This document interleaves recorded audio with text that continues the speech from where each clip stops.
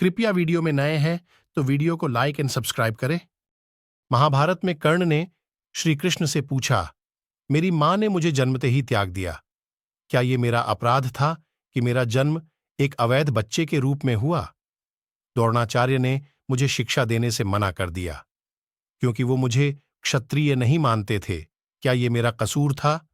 परशुराम जी ने मुझे शिक्षा दी, साथ ये शाप भी दिया कि मैं अपनी विद्या भूल जाऊंगा।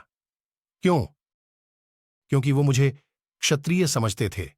भूलवश एक गौ मेरे तीर के रास्ते में आकर मर गई और मुझे गौवध का शाप मिला।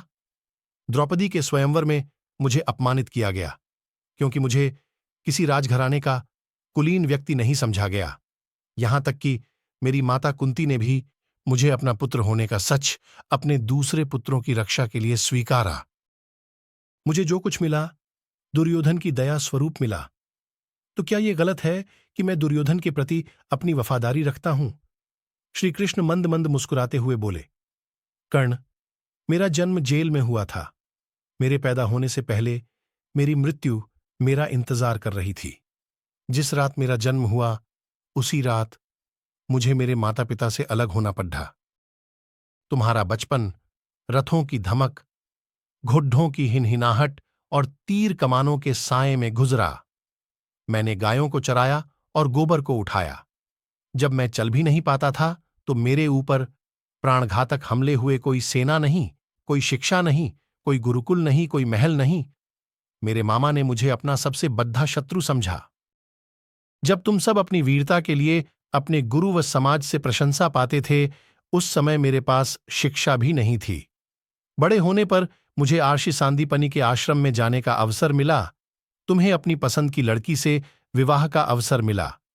मुझे तो वो भी नहीं मिली जो मेरी आत्मा में बसती थी। मुझे बहुत से विवाह राजनैतिक कारणों से या उन स्त्रियों से करने पड़े जिन्हें मैंने राक्षसों से छुड़ाया था। जरासंध के प्रकोप के कारण मुझे अपने परिवार को यमुना से ले जाकर सुदूर प्रांत में समुद्र के किनारे बसाना पड़ा। दुनिया ने मुझे कायर कहा। यदि दुर्योधन युद्ध जीत जाता तो विजय का श्रेय तुम्हें भी मिलता, लेकिन धर्मराज के युद्ध जीतने का श्रेय अर्जुन को मिला।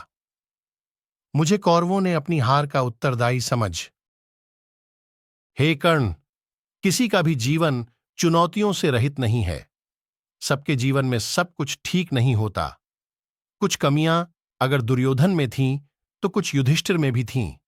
सत्य क्या है और उचित क्या है, ये हम अपनी आत्मा की आवाज से स्वयं निर्धारित करते हैं। इस बात से कोई फर्क नहीं पड़ता कितनी बार हमारे साथ अन्याय होता है। इस बात से कोई फर्क नहीं पड़ता कितनी बार हमारा अपमान होता है। इस बात से कोई फर्क नहीं पड़ता कितनी बार हमारे अधिकारों का हनन होता है। फर्क सिर्फ इस बात से पड़ता है कि हम उन सब का सामना किस प्रकार करते हैं।